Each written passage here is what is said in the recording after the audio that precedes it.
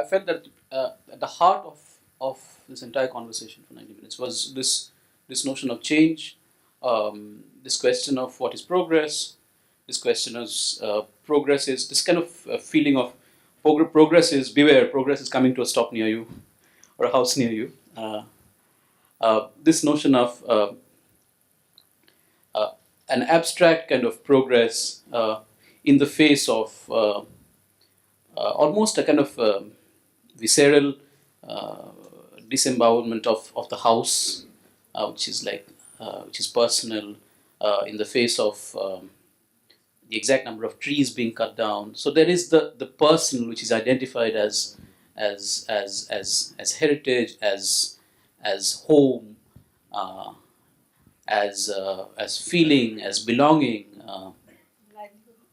livelihood on the one hand, and then the image of a linear kind of image of the train zipping past.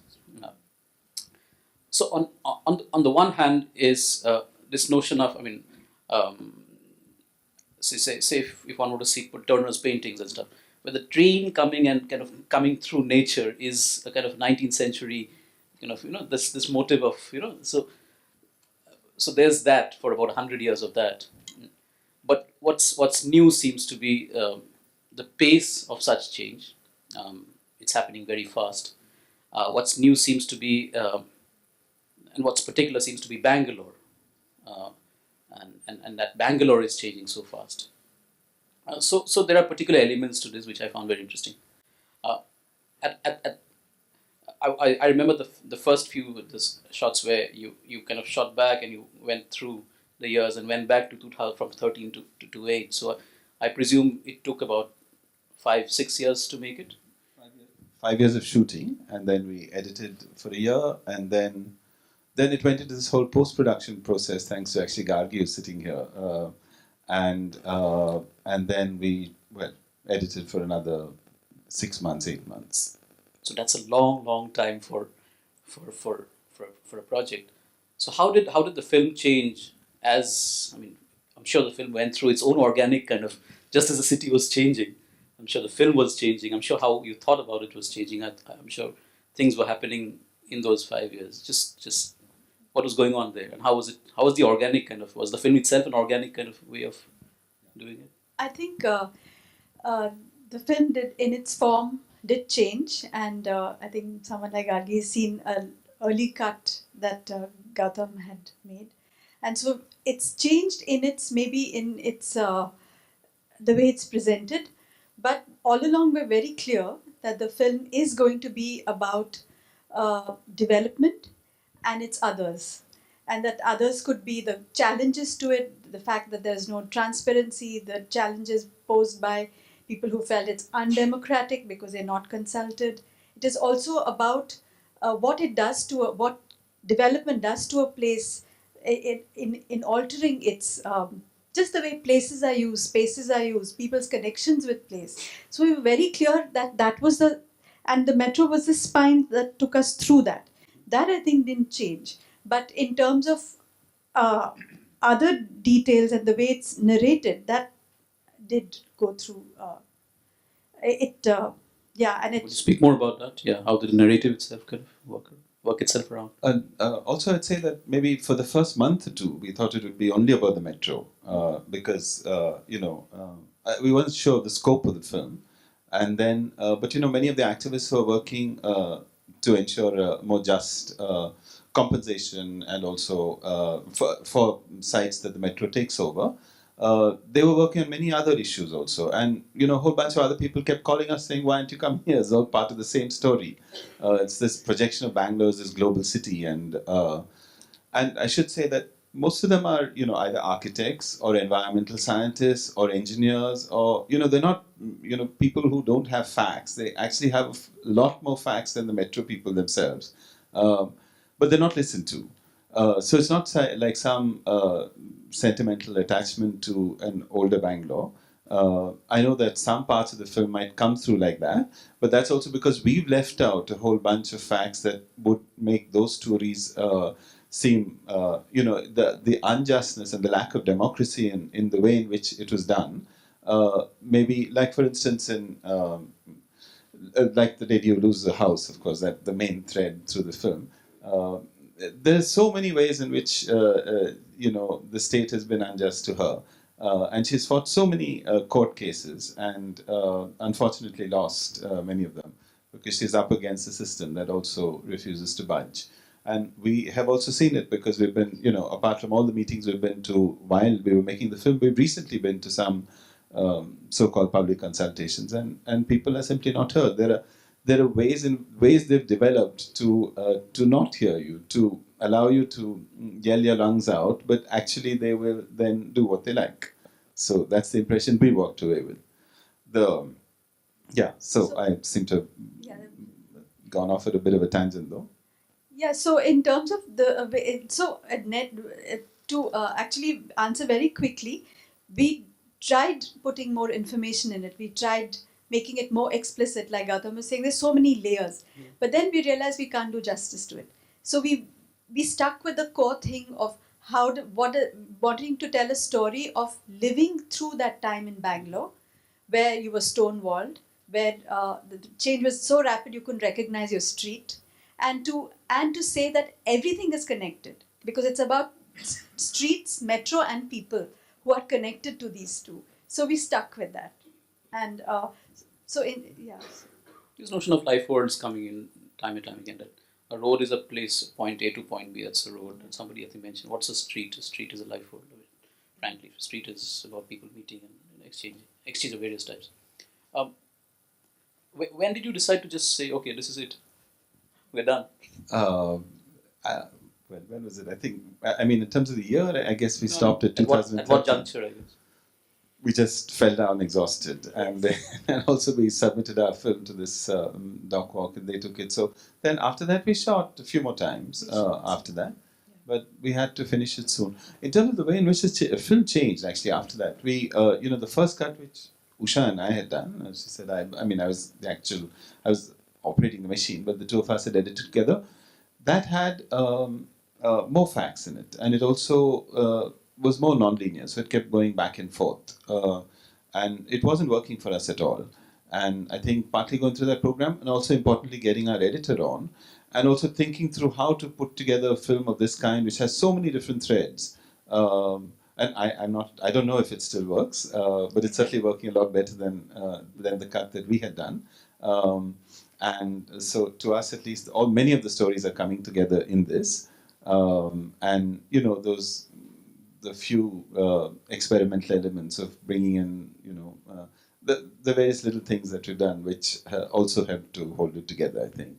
So, in that sense, the cut changed from before, I guess, from the rough cut to this final cut. There was a major shift. Is this your longest film so far? Yeah, this is my longest film. my first ever. Because the longer it gets, it gets more and more difficult. I get with every passing minute. After a certain point, I think it's like, Yeah.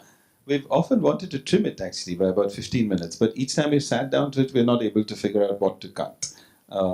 Even our editor was not able to figure out, so we just let it be now. And it's now 1.5 years old. We probably won't also. So we've. What does it take to the film has.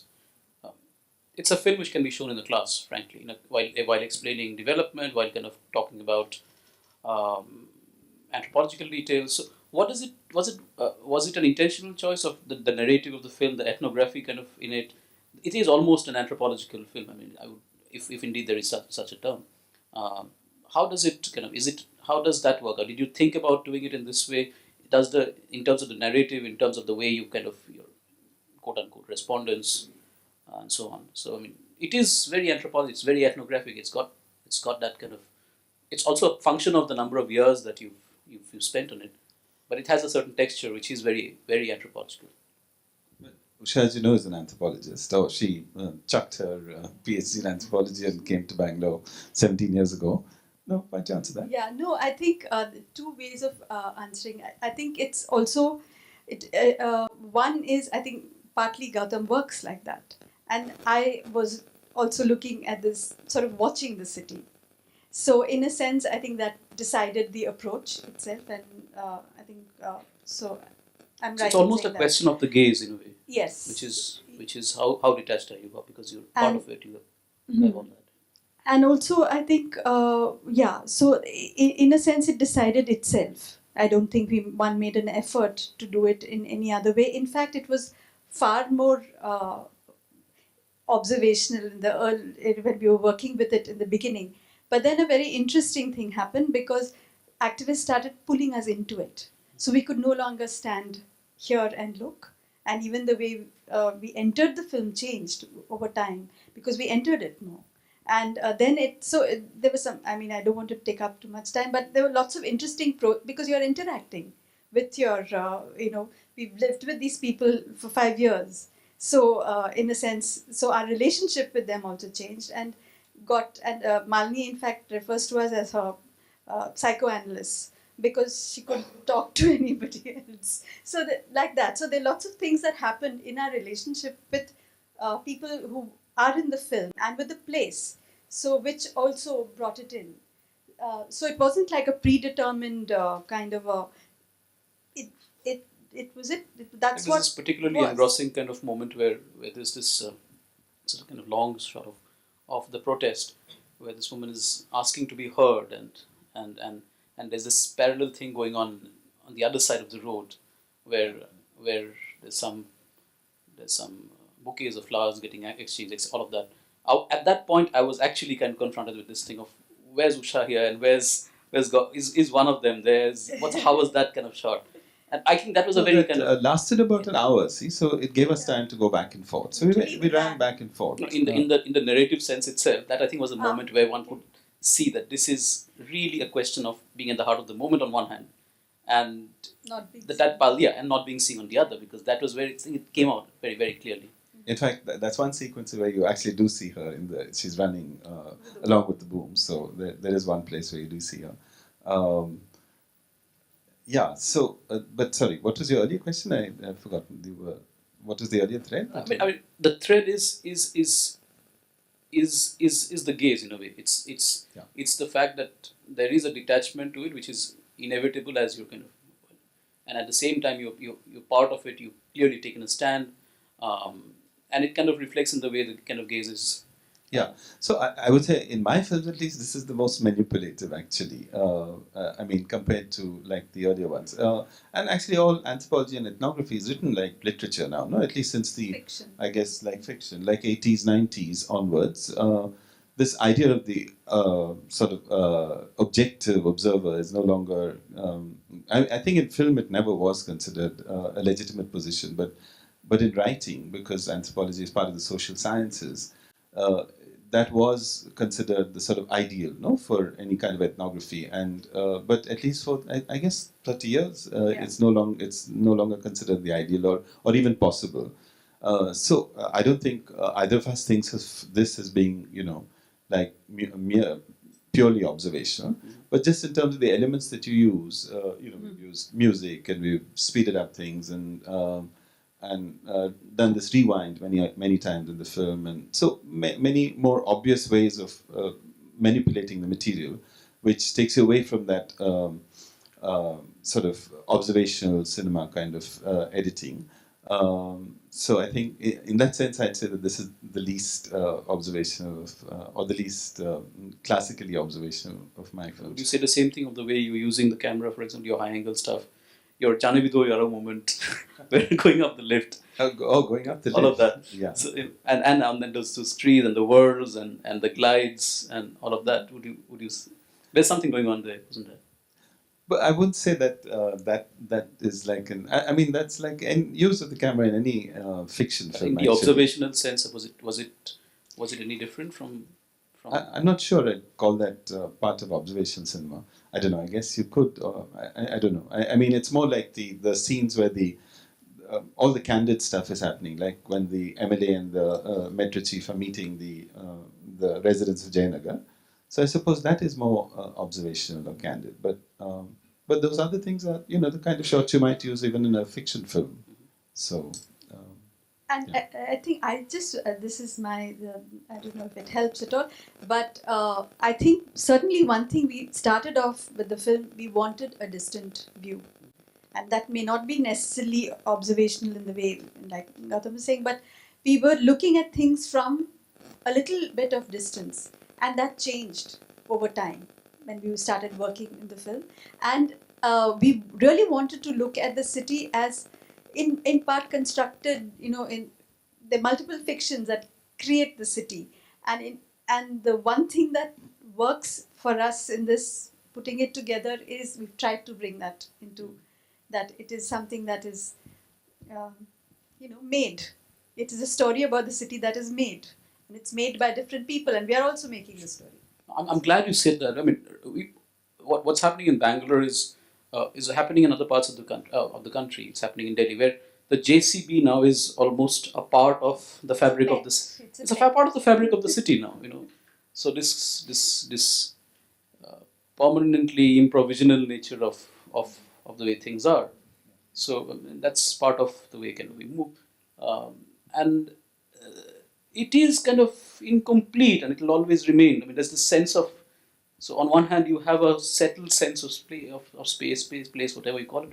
On the other hand, you have this kind of change, and that's itself layered. It's never kind of, this is not the only moment in history where this has happened, but I felt that that's that where the infrastructural kind of elements of a city are so it's very difficult to disentangle them from the cultural elements, from the political elements. Now it's that kind of layering which I found very very very interesting in this. On that point, it's a very, on the politicals, it's a very clear take that the state is one entity and speaks in one voice, and not a kind of, so that's a kind of clear position taken almost. And So- most times it's a garbled voice, as you saw. I mean, that was. I mean, they say things that can't make sense of. Yeah, I mean that's legalese, I guess. Yeah, in some ways, yes. I mean, I found it interesting in the sense that on one hand, it's also that the state. There are people in state. The state is, while the state is the state. The state is also this person wearing that helmet, Yes, and the metro guy who's been there, done that, heard this before. When he talks about common good, he's almost like, yeah, I've heard that word 150 times, but I've got to kind of get rid of this at one hand. The way he's kind of using his, and I think that is very smart capturing of, in a few shots, you basically, the My Baap Sarkar was captured in its essence, more or less, I guess. But it keeps coming back, the My Baap Sarkar on one hand. And on the other hand, you have the state as facilitator now, the changing relationship of the state to, especially with new private interests and so on. But I personally felt that while that voice is, yes, garbled in a way, but at the same time you do say that is the state, yes. and the state is not listening. Yeah. Also, that lady is actually not garbled. She's deliberately using that technique of obfuscating. Yeah, she's she's not, and that is a technique used by the state all the time. But I was just wondering actually in what way people could possibly protest, because it's really frustrating to see it happening all over again. And I mean, the good thing is that it's actually got a lot of people onto the streets. Having 4,000 people on the streets in Bangalore is not usual. It's, middle class people don't come out of their homes. They, you might see a protest of 50 people, 100 people, but 3,000 to 4,000 people coming out onto the street to protest, and also, Leo and the other people who are the activists in the film, they managed to get a broad range, all different classes of people involved in those protests. So people who, like that, like of course Malini, who was losing a home, like that lady who was, like the Avenue Road, the traders, the small traders. So a whole bunch of people came together in those protests, and they still are actually. So there is a politicization, there is an awareness growing, and I don't see that easing out. But in spite of that, I don't think that there's much hope in making the metro more transparent in this next phase. So just curious on that front. I mean, while the film has different, shall we say, I mean, there's a one overarching narrative of whether it's street vendors, Pora Karmikas, the lady who loses her house, the agricultural university. So there's that. So there's a coalescing of interests in a way, on one hand. I'm just wondering, in real life, did these groups talk to each other? Or or were they disparate? The middle class activist kind of stand is not usually the same when evictions happen en masse across in low income housing. No, you're absolutely right. I mean, they don't actually talk to each other most of the time. And they just come together because they see advantage in coming together in this particular case. Possibly that will happen more often, but often they don't come to. Even the avenue traders, they were complaining bitterly about the street vendors who were occupying their street, not seeing something common in their situation. But I guess that's the role of people like ESG to bring all of these groups together. And even Malini, of course, who's upper class and highly affluent, she would also complain about the metro workers coming and dirtying the place in front of her house and stuff. But the fact is that she has been wronged. I mean, and the fact is that those other people have been wronged, and they feel a great sense of anger, and that drives them to come together. And I guess that's true of many protests. No, I mean, just to push you further, would there be a similar sense of empathy, say, for say the Pora Karmikas in the same way that there would be for that's where I'm pushing you. So again, within the groups, which again are otherwise to say that it was an interesting process that took place. I think in the protests were framed, or the actions were framed on a very broad platform, and actually the slogans they used was our city, our streets, Nama Raste, Nama Bengaluru. So it was like our city, our streets, take back our city from the state. So in that process, when they were forced to come together, like Hasri Usru brought in the vendors, in some ways they became aware that it is not one problem, it's many things, that they're all linked. That's one thing that happened.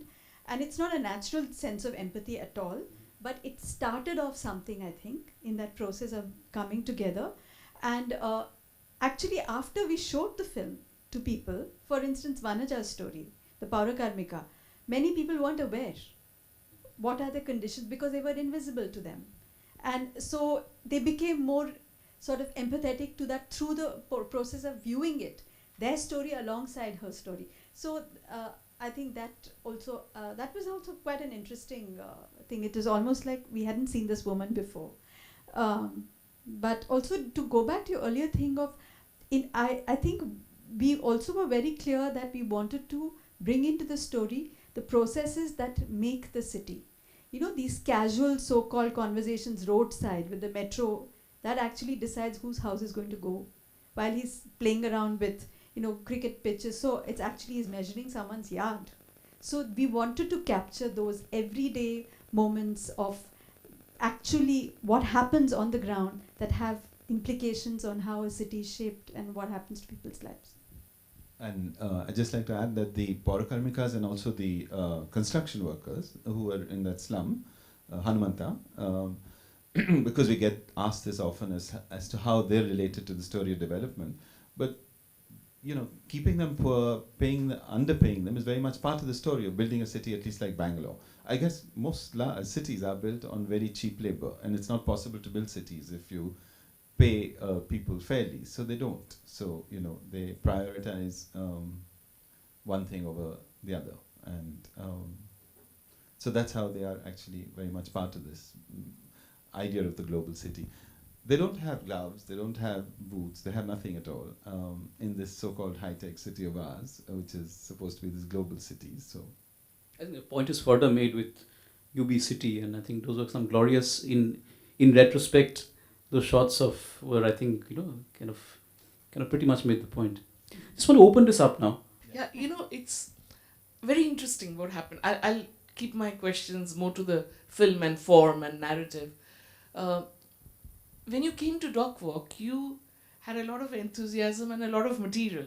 And all these stories, actually, all of them, But eventually what's come out is all the information is there, all the, and what you've been discussing, the attitude of the state and the helplessness of a whole range of people. But what has now come in is compassion, a human element. We can see the Malti story playing out has made it very human. And this is interesting me more. How formally your narrative has changed and thereby the film has emerged. in a sense. Do you want to talk a little bit about it?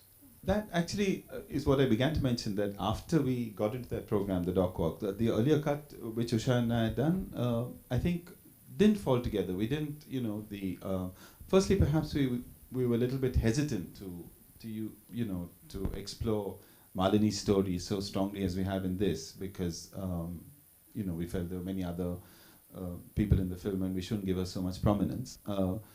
But that emotional line through the film of Malini's story perhaps holds it together. And it actually also draws in a lot of middle class people, and that's important because mostly they've been out of any protests. Students, yes, they are aware, but many other people are too comfortably off to want to join protests. So that's one of the reasons why we felt it's okay and quite important also to highlight the story in the way that we have in this final cut. But yeah, I think that that sort of emotional graph that is created by in her story. Some of the others were actually not recut too much, like Vanaja, who's the Porikarmika. There's not much recutting we've done with her story. Yeah, the placement. Yeah. That's right. Yeah, totally. I mean, there's a huge difference.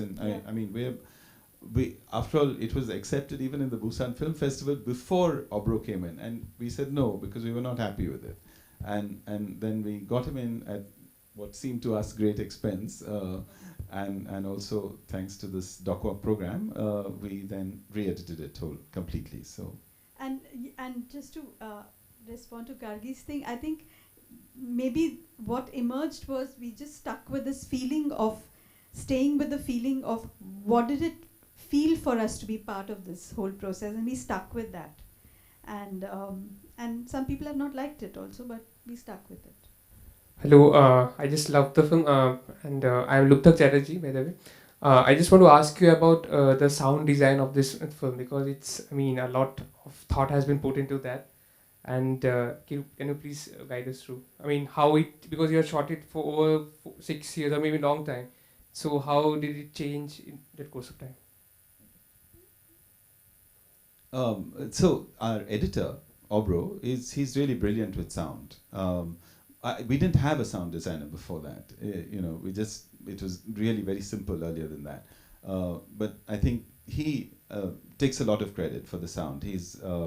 We wanted different kinds of sounds to come in, and we wanted the whole thing was actually quite an organic process, which it's very hard to articulate. How that whole sound design and actually the edit happened. He'd keep sending us like a minute or 2 minutes or something, and then we'd comment, we'd go back, we'd change things. So like the first 2-3 attempts it did work at all. Sound designing and editing went together. It's hard to separate the two. The film won't work at all. The edit won't work at all without that sound design. So right from the beginning, the sound design happened. There was no rough cut. The version that you see, that was never in place without a sound design. It all went right from the beginning. So just to also add is we were also quite clear that we wanted the sound to have a narrative of its own, and so we worked with that. So it was both. So the sound narrative went parallel, and we wanted to do things with the sound narrative that could bind stories together. So it also plays a unifying role in that sense. So it sometimes gives you a premonition of what. So these are things that we discussed and talked about, and it went sort of like he said, very. Hi, my name is Varun. I am from Bangalore. I really love the film because usually in a lot of sections of the middle class and the media, planning and this is talked in a very depoliticized way, and by bringing in all these things, it's very important. This one was on how do we develop counter resistance to this kind of planning and changes, and basically the kind of middle class activism which is emerging in the city, and the need to be self-reflective. So for example, the kind of middle class activism we saw around Kaban Park, Save Kaban Park, which kind of re-establishes the space primarily as a very aesthetic and recreational space, or the kind of battles for heritage, which kind of privileges a colonial form of bungalow. So the kind of self-reflection among the middle class politics, as well as the kind of solidarities to form with other kinds of resistances, if you can reflect more. Uh, I think that's a great point. And just to clarify that the groups who are here, like Hasru, ESG, they are extremely aware of the politics of it, and they're highly sort of, they stay away from this purely, heritage or purely, even with Cubbon Park. So they are really thinking in terms of a right to the city in a very sort of democratic, in a real sense. So that has already started, that process has started. And how do we don't know. I mean, I think there's a lot of fragmented groups working on different things. But the one positive thing I would say is somebody like Usru is not looking at environment alone or livelihood alone or ESG for that matter. They see the whole thing as in its totality, as ways in which you can make the city livable, workable, and equitable. So that conversation, I think, has started. We need to think of supporting that. So, one of the activists, Vinay, who started off in Hasirusura, and whose initial interest was only in saving the trees, because 50,000 trees are being cut in Bangalore. It's like a deforestation of Bangalore. Now he's, into all of these different issues. He street vendors and Paurakarmikas. So he's also chucked his software job, and he's studying law. I think he must have finished by now, or anyway, he's been working at Alternative Law Forum now for the last 3-4 years. So he's gone into full-time activism. He's, abandoned his earlier avatar altogether. So like him, there are many others who are also, they're becoming aware, they're becoming politically aware, and so I think that, like Usha said, the people who have kind of started off this movement, which is still in its infancy, certainly don't want a city that is only elitist, and then they're not interested in Cubbon Park only for walking your dog or something like that. And actually, a park is actually not elitist, because you find all kinds of people over there. That's the space where, if you're not employed, that's a place where you can go and hang out. That's a place where you see all kinds of people. I often go for walks there, so I can tell you. So it's also a misrepresentation that trees and parks are, not wanted or not required by other people. And someone like ESG and many of the activists here also frame parks as public space, and public in all its multiplicity. So they are very clear. So I guess, so to answer your question, I guess one has to just support the people who are thinking through these things and hope for the best.